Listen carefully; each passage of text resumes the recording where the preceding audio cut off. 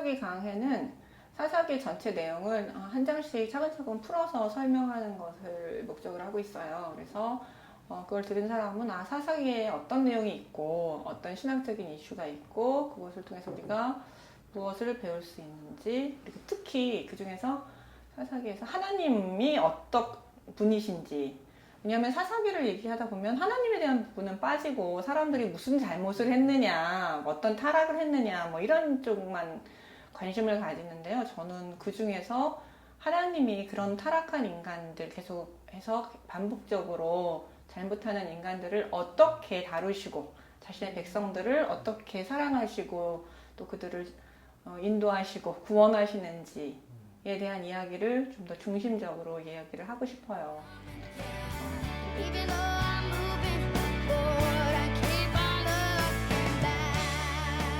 그리고 또 사사기를 이렇게 차근차근 한 장 한 장 풀어나가다 보니까 꼭 목사님들은 제일 좋고요. 왜냐면 한 장 한 장 들으면서 설교에 적용할 수 있어서 제일 좋고요. 신학생들도 좋고, 그다음에 평신도 분들도 와서 쉽게 들을 수 있는 내용을 주로 다룰 거예요. 왜냐하면 신학적으로 심각한 이슈들이 있지만 그런 것들은 많이 안 다루고요.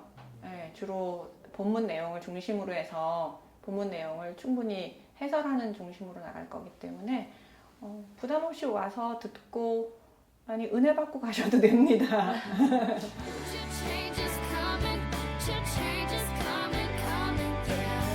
사사는 정확하게 자기 구조를 가지고 있어요. 이렇게 프롤로그, 그다음에 메인 이야기, 에필로그, 이렇게 정확하게 자신의 이야기를 가지고 구조를 가지고 있고, 그 메인 이야기 속에서 보면 첫 번째 세 사사는 아주 하나님께서 보시기에 괜찮은 사사예요. 반복되는 물론 타락의 모습은 있지만, 그러나 그 지도자, 세 명의 지도자들은 하나님 보시기에 그래도 선하게 충분히 자신의 일들을 잘 감당한 사사들이거든요. 근데 이제 기드온을 중심으로 해서 이 지도자의 모습이 조금 변질되기 시작하면서 기드온, 입다, 삼손으로 넘어가면서 이제 이스라엘 백성도 타락하고 지도자도 같이 타락하는 모습이 점점 이제 타락이 심화되는 모습들이 나타나고 있어요. 그래서 전체적인 구조는 이렇게 처음에는 그래도 괜찮은 모습이었다가 점점 타락해 나가는 과정을 전체적인 사석의 구조가 가지고 있다고 얘기할 수 있어요. 그래서 큰 그림이 있어요. 그러니까 시작은 괜찮았지만 끝에 가서 완전히 타락해서 영적 파산이 일어났던 그런 모습들을 사사기는 전체적으로 가지고 있어요. 그래서 그 구조를 가지고 이제 사사기 전체 내용을 좀 더 풀어나갈 생각이에요.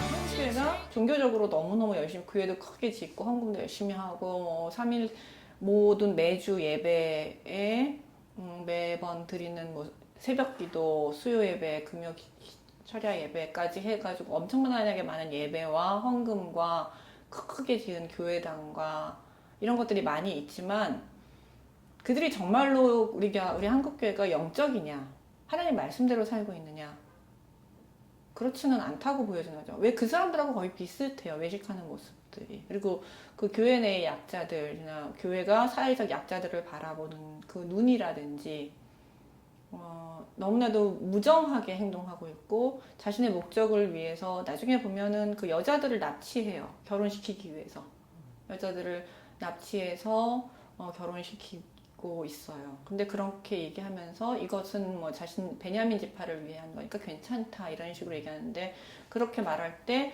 그 납치당한 부모의 심정, 납치당하는 여자들의 심정, 이런 건 전혀 고려하지 않아요. 마치 한국교회가 그 한국교회의 발전이나 뭐 이런 자신들의 목적을 위해서 그 교인들의 삶이라든지 약한 사람들의 삶에 대해서 들여다보지 않고 그들이 무슨 생각을 하는지 전혀 알려고 하지 않는 거하고 비슷해요. 그냥 자신의 메시지만 던지고 마는 요즘 목회자들의 모습과 비슷하기도 합니다. 그렇게